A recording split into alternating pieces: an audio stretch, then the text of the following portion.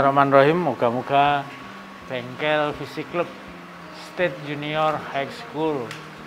Visi itu singkatan dari Pokpayana, Pak. Pokpayana Inovator Saintis Inventor. Sampai 12 nanti bisa memberi manfaat dan bisa melahirkan para ilmuwan, saintis, peneliti yang memberi kemajuan bagi bangsa dan membawa harum SMP 12 Amin. Bangsa dan negara. Amin, amin. Bismillahirrahmanirrahim.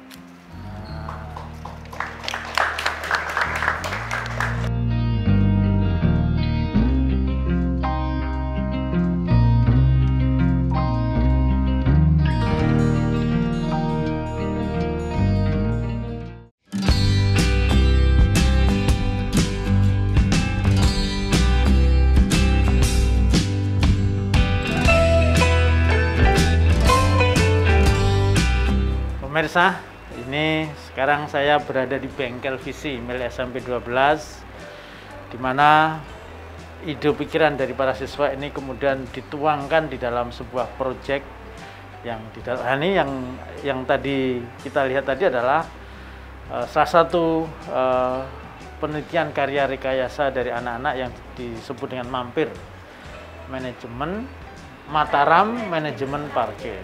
Guru pembimbingnya Bu Okti dan Dewan jurinya kemarin yang melihat ini Bu Devi dari UGM dan Pak Kepala Sekolah SMP 12 yang nanti, nah mungkin bisa jelaskan dulu apa tuh ini MAMPIR tuh, siapa? Ayo. Monggo. Ya. Jadi MAMPIR ini adalah sistem manajemen parkir buat untuk biar parkir di Yogyakarta itu lebih terstruktur. Kendaraan roda 4 ya? Ini ada roda 4 dan roda 6. Oh, roda 4 dan roda 6. Ya. Oke. Nah, terus gimana maksudnya? Jadi nanti pertama kita tap dulu. Ada tabnya dulu ya. Setiap parkir nanti mobil nah gitu ya. Yes. Setelah itu karcis dikirim melalui Telegram. Nah, Ini masuk. Ini akan terdeteksi sama sensornya. Nah. Jadi terlihat di web mana yang slot terisi dan slot yang kosong. Oh, jadi begitu nanti tadi tab gini ini pintunya nih buka ya. Iya. Nah, mobil masuk. Nah, terus begitu masuk ini ada Sensor. Sensor ini menandakan tentang memberitahu slot yang terisi. Dia akan menerima karcis lagi. oke. Ya. Ini keluar gitu ya. Nah, terus sudah otomatis kartu ini sudah ada uangnya berarti ya? Iya. Otomatis sudah ada uangnya, sudah ada si saldonya, sehingga begitu kita tap itu membuka pintu, tapi begitu keluar nanti sudah terkurangi saldonya. Iya. Oke. Apa yang membuat kok tiba-tiba punya ide seperti ini apa?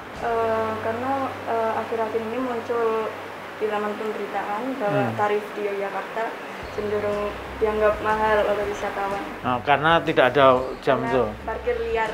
Nah, ini kan ada waktu itu Dewan Juri Bu Devi nih. Bu, mungkin agak maju Bu. Kira-kira apa toh keunggulan sistem ini dilihat dari kok ini bisa memenangkan sebuah kompetisi? Ya, baik.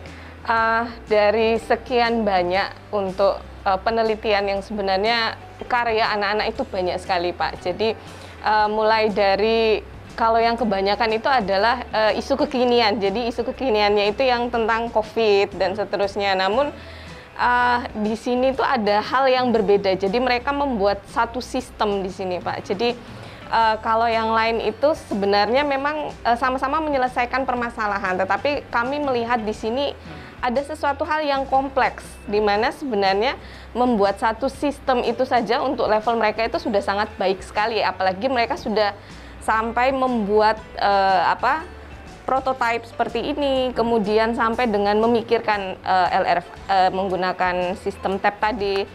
Nah, di sini yang menjadi keunggulan. Kemudian yang kedua itu karena kami basicnya penelitian ya, peneliti gitu. Kami itu menilai dari latar belakang yang mereka ambil sebenarnya, kenapa sampai bisa terpikir seperti itu. Nah, itu yang menjadi poin utamanya di situ. Sistem seperti ini, atau paling enggak proyek yang dilakukan anak-anak ini masih perlu penyempurnaan di mana sebenarnya untuk menjadi sebuah yang komersial dan segala macam? Oh ya, kalau kemarin kami sempat meminta ini ya, menambahkan alur gitu ya, menambahkan alur dan juga ada sistem informasi. Jadi sebelumnya itu, sebelum masuk itu kami minta ada sistem informasi seperti mungkin yang kayak di mall-mall. Jadi artinya gini, pada saat kita berkendara, kita itu kan juga harus tertib, iya betul, tertib lalu lintas. Karena kalau mau melihat aplikasi itu tidak mungkin kecuali ada navigator ya. Tapi ketika kita sendiri, itu kita harus ada satu sistem informasi yang di depannya itu yang menunjukkan, oh iya tempat ini kosong, posisinya ada berapa gitu. Jadi hanya penambahan satu sistem itu saja. Oke, makasih Bu Dewi ya.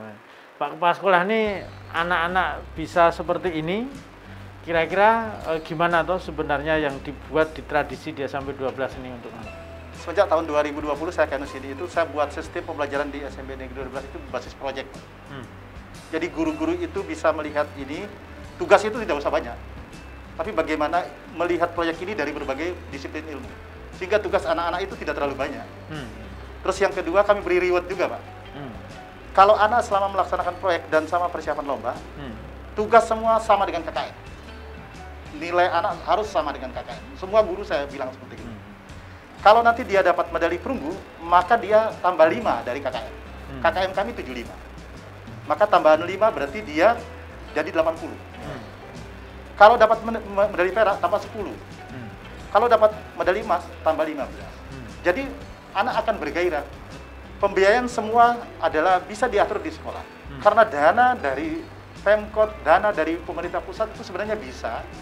Yang penting untuk kreativitas itu ada 90% itu kan untuk kreativitas anak. Nah, kenapa itu tidak dimanfaatkan betul untuk pengembangan hal-hal seperti ini? Nah, yang bersifat aksesoris saya kesampingkan dulu. Maaf, bukan tidak penting, tapi itu karena masa depan itu kan ada di tangan mereka. Itu yang ingin kami kembangkan di sekolah ini, tradisi-tradisi seperti gini.